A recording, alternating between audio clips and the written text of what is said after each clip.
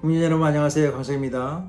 강복절 지난 8월 16일입니다만은 어제 지난 뉴스를 보면서 강복절 행사가 왜 필요할까? 이렇게 분열된 양상으로 행사를 한다면 좀 더 준비를 해서 각기 다른 의견을 가지고 있거나 다양한 생각을 가지고 있는 사람들이 참여할 수 있는 그러한 넓은 공간을 만들어내지 못할까? 좀 더 양보하고 또 그들이 합류할 수 있는 그런 문을 열어주는 행사가 준비되지 못했을까? 우리 안에 있는 이 남남 간의 갈등, 이념적 성향이 다르다고 또 어떠한 태도가 다르다는 것에 대해서 이렇게 원수 보듯이 서로 있다면 사실은 강자이고 힘을 가지고 있는 여당 대통령이나 그 세력이 문제가 있다는 것을 지적하지 않을 수 없습니다. 양보하는 것은 힘이 있는 쪽에서 양보하는 것이죠. 더 많이 있는 쪽에서 없는 쪽을 베푸는 것이죠. 힘이 센 쪽에서 힘을 줄이고 약한 쪽을 끌어들이기 위해서 노력해야 되는데 그런 것이 보이지 않으면서 어떻게 북한에 대한 메시지를 내고 일본에 대한 메시지를 내느냐. 아무런 효과가 없는 목소리를 내는 것밖에 아니어서 그 비용과 그 시간과 그 교통의 불편함 여러 가지를 가지고 하는 행사들이 정말 무의미한 행사, 일회성, 의전을 위한 의전, 행사를 위한 행사밖에 되지 않았다는 것 때문에 참으로 앞으로 1년 남은 또 그날이 오잖아요. 강국 81년 올 때까지 좀 더 이거를 깊게 또 반성하는 의미에서 또 새로운 목표를 가지고 준비해야 되지 않겠나 이런 생각이 들었습니다. 우리나라가 왜 일본에 먹혔나요? 그 당시에 우리가 이제 4대된 나라로 살아왔잖아요. 청이 이제 약해지면서 서양 열강이 이제 청에 들어갔죠. 러시아는 동진열차가면서 북한, 이제 북조선 쪽으로, 그 다음에 만주 쪽으로 오려고 하는 성향을 가지고 있었고, 미국은 태평양을 넘어가려면 중간 기척지인 일본, 필리핀을 통해서 어떤 지점이 갈 수 있는 지점이 있어야 힘을 발휘하기 때문에 이 서진 정책을 했고, 영국은 그때 이제 아직 방직 등등을 통해서 산업혁명이 일어난 아직 내리막길인 영국이었지만 그래도 힘을 가지고 있는 해가 지지 않는 나라였으니까 영국도 들어오고 프랑스도 이제 들어오면서 이 서양의 정찰전이 이 동북아 쪽으로 옮겨지면서 새롭게 그 제국주의의 논리에서 전쟁이 목표인 나라 시대가 됐잖아요. 땅을 뺏는 것이 목표이고 무역의 수단이었던 것이기 때문에 우리나라가 이제 그 틈바구니에서 끼었잖아요.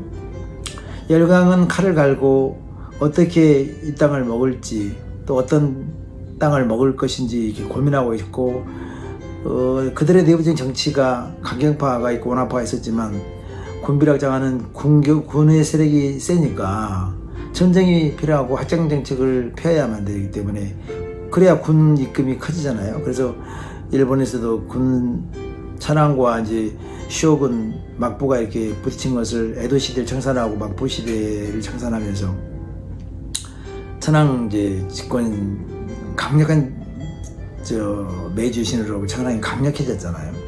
그래서 그런 세력 균형 때문에 자기들끼리 싸우다가 눈을 이제 정한 눈으로 한국으로 또 다른 데로 이렇게 확장 정책을 피우면서 전쟁을 최고 목표로 삼았던 시대였기 때문에 약탈의 시대였잖아요. 제국주의는 거의 약탈의 시대이기 때문에 우리나라가 그것을 준비 못했던 거죠. 속수무책을 당한 거 아니겠습니까?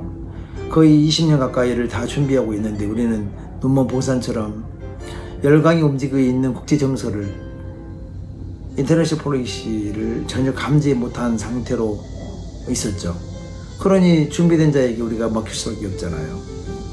그때 조금만 주의했더라면, 조금만 깨어있는 사람이 있었다면 지금처럼 강국 80년 주연의 기념식을 할 이유가 없잖아요. 일본에 먹히지 않았기 때문에 원인 제공이 되지 않았기 때문에 일본에 먹히지 않았다면 강복절이 무슨 필요가 있습니까? 이미 통일된 한국 시대로 있을 텐데 식민지가 되면서 우리가 조선반도를 이념 속에서 뺏기게 되는 거 아닙니까?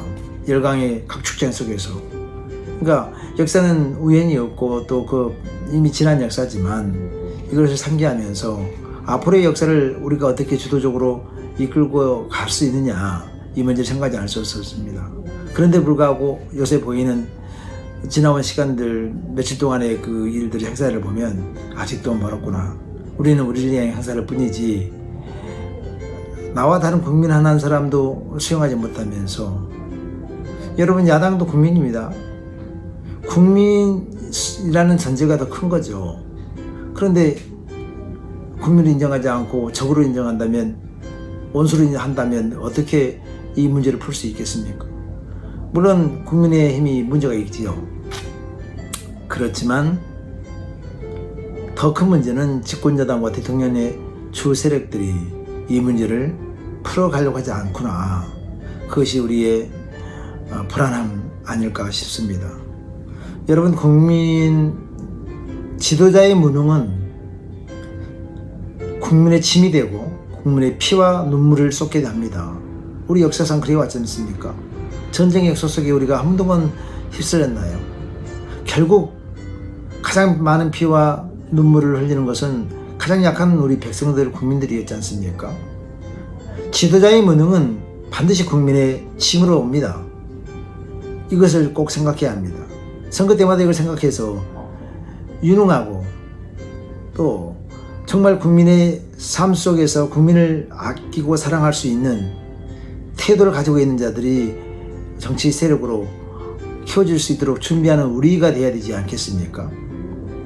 국민이 바뀌어서 그들을 픽업해내야지, 그들을 바라보고 잘해줄 거라고 생각한다면 어불성설이 아니겠습니까? 20년이 남았습니다. 100년이 되려면, 해방 후. 그 안에 20년 안에 통일이 안 된다면, 통일을 못한다면 저부터 죽겠다는 마음으로 통일의 열망을 갖고 꺼져가는 불씨를 다시 이렇게 피워내는 우리가 되도록, 우리 문화가, 우리 문화 속에서, 우리의 삶 속에서 통일을 지향하는 그 꿈을 꿈꾸면서 20년 안에 통일을 이루는 그 날을 위해서 우리가 뛰려고 할 때 과연 우리는 어떻게 타자를, 상대방을 존중하면서 하나가 되어서 그들과 함께 또 하나가 될 수 있는 더 큰 그릇을 만들어낼 수 있는가를 생각해 보지 않으면 안 되겠다. 분열은 곧 망하는 것이니까 어떻게 하야 협력을 이룰 것인지 우리 내부에서부터 풀어가는 숙제를 풀어가면서 두렵지 않는, 그 누구도 무섭지 않는 평화적 통일이 어떻게 이루어질 것인가를 북한 정권과 정말 신실하게 함께 논의해가는 시간들을, 로드맵을 지금부터 만들어내지 않으면 안 되겠다. 여러분, 통일은 20년 안에 이루지 않으면 우리는 역사의 죄인이 될 것입니다. 반드시 그 통일을 향하여 이 현 세대에 있는 우리들이 반드시 그러한 감수를, 희생의 감수를 반드시 해야 되겠다. 되도록 좀 더 이 작은 곳에서 보는 것이 아니고 높은 곳에 올라가서 다른 존재로서 여기를 내려다보는, 좀 더 나를 뛰어넘는 모습 속에서, 우리 길을 뛰어넘는 어떤 공간 속에서 우리 미래를 준비해가는 새로운 역사의 엑소더스 출항국을 해봅시다. 여러분, 가능할 것입니다. 2025년 8월 16일입니다. 고맙습니다.